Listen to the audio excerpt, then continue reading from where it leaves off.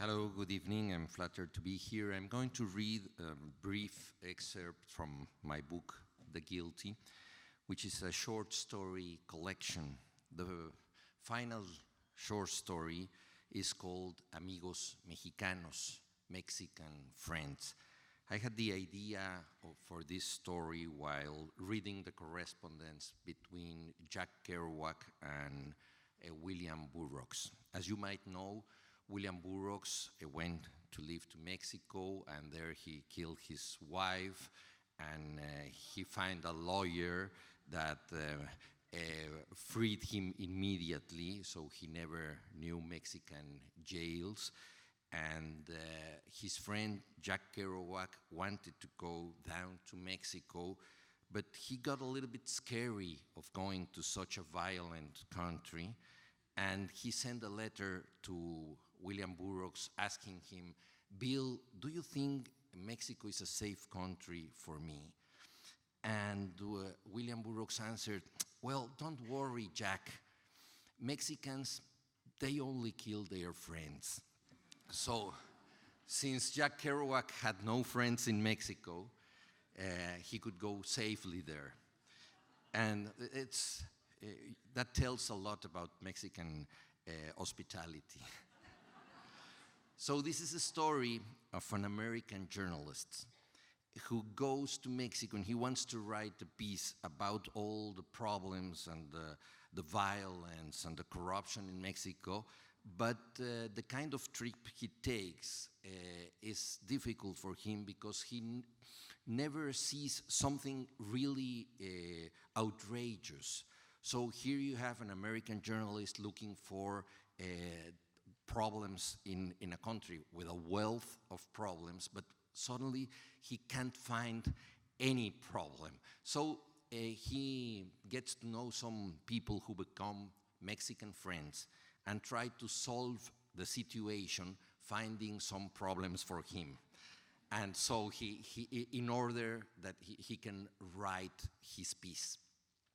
So in this excerpt, I am going to read the narrator, who is an unsuccessful screenwriter. He is arrested by the police. This is not an account, a depiction of what the drug problem is in Mexico. It's a depiction of the confusion, the cultural confusion involved with drugs. The American journalist called Katzenberg has been kidnapped, and the narrator, this failed screenwriter, is arrested by the police. And this part of the short story is called Buñuel. Lieutenant Natividad Carmona had very specific ideas. If you chew, you think better. He handed me a pack of blue raspberry gum. I took one even though I didn't want it. I sat in the patrol car, an artificial taste in my mouth. From the passenger seat, Martín Palencia informed his partner. El Tamali snuffed it. Carmona made no comment. I didn't know who El Tamali was, but seeing the news of his death received with such indifference terrified me. It had taken me a while to react to Katzenberg's kidnapping. That's what happens when you have a slip full of cocaine in your pocket. What do you do when you hear sirens approaching? Pancho sold top-notch product. It would be a crime to dump it. After searching through my car, in vain of course, I had gone back into the convenience store OXXO and headed for the cans of powdered milk. I picked one for infants with acid reflux, the brand that saved my daughter Tanya when she was a newborn. I pulled off the plastic cap and slipped the paper between the cap and the metal seal. With a little luck, I'd be able to get it back the next day. That milk is a luxury item. When I got back to the car, there were 2 cops on the scene. They made a big show of opening the glove compartment and pulling out a baggie of marijuana. While I had been hiding the coke, they have been planting this lesser drug in my car. They didn't need it to take me down to the station, but they decided to soften me up just in case.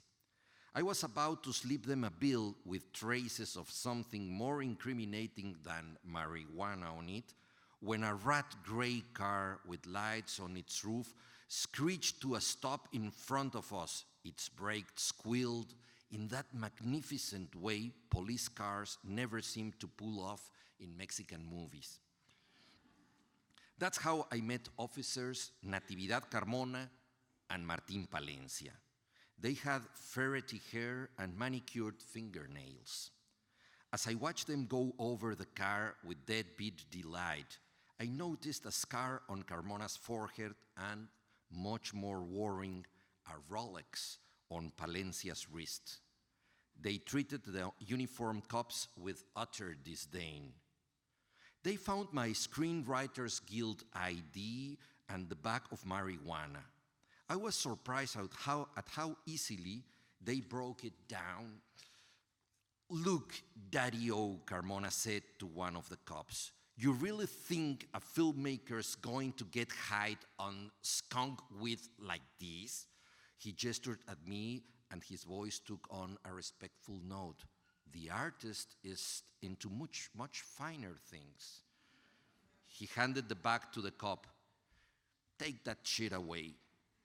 The grunt cops took their hopes of extortion elsewhere. I was left in the hands of the law, trained to sniff out my drug habits from my screenwriter ID. We were in the parking lot for hours. The officers called Katzenberger Hotel, Interpol, the DEA, and the consular officer at the United States Embassy. Their efficiency turned terrifying when they said, "Let's go to the holding cells." I got into the patrol car. It smelled new. The dashboard seemed to have more lights and buttons than were really necessary. "How close are you and Mr. Katzenberg?" asked Carmona. I told him what I knew, speaking quickly and stumbling over my words, wanting to fill each sentence with sincerity. We drove through a neighborhood of low houses. It had rained in this part of the city. Every time we pulled up next to a car, the driver would pretend we weren't there. I have been in that situation hundreds of times, not looking at the law, trying to pretend it is invisible and will continue along its inscrutable parallel course. Where could Katzenberg be? Holed up in some shanty town, gagged in some safe house?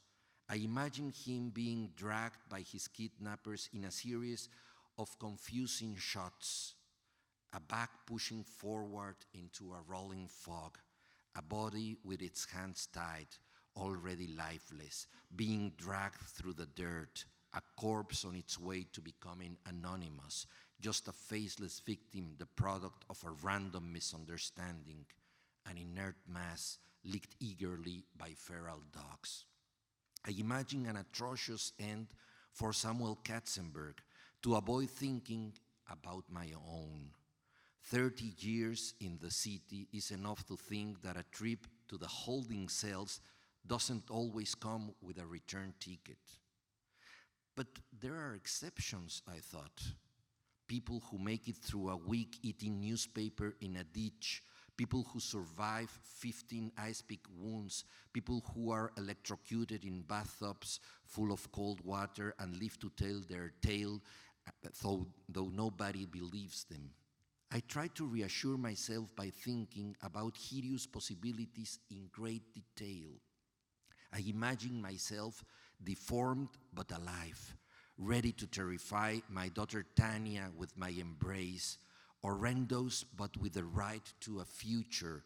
Then I wonder if my ex-wife Renata would cry at my funeral. No, she wouldn't even show up at the wake.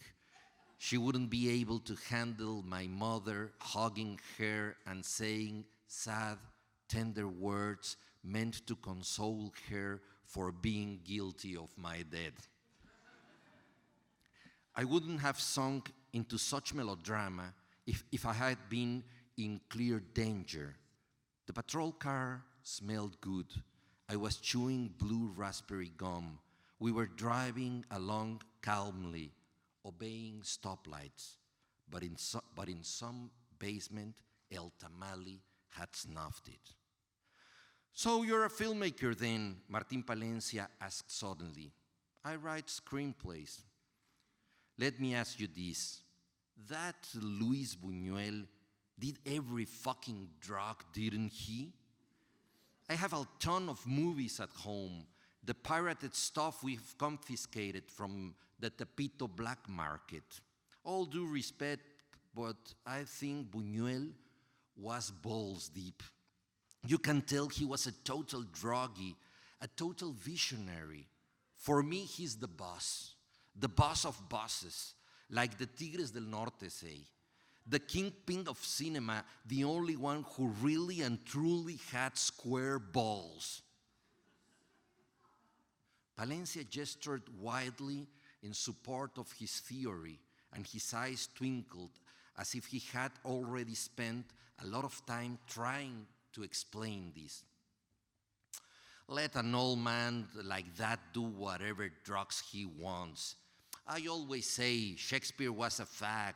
What the fuck do I care? Those motherfuckers are creating. He shook his head hard from side to side. The gesture suggested coke or amphetamines. Do you remember that one that Buñuel did where two cheeks are just one cheek? They are both hot as hell, but they are different. They don't look a damn thing alike, but an old guy mixed them up. That's how fucked up he is. And neither of them give it up. Those damn girls get hotter and hotter. It's like the old guy was seeing double. It makes you want to be as confused as him. That's surrealism, right? I'd be freaking cool to leave all surrealist. He paused and after a deep sigh asked me, so what was it? What was Maestro Buñuel into? He liked martinis, I answered. I told you, partner. Palencia clapped Carmona on the back. Thank you.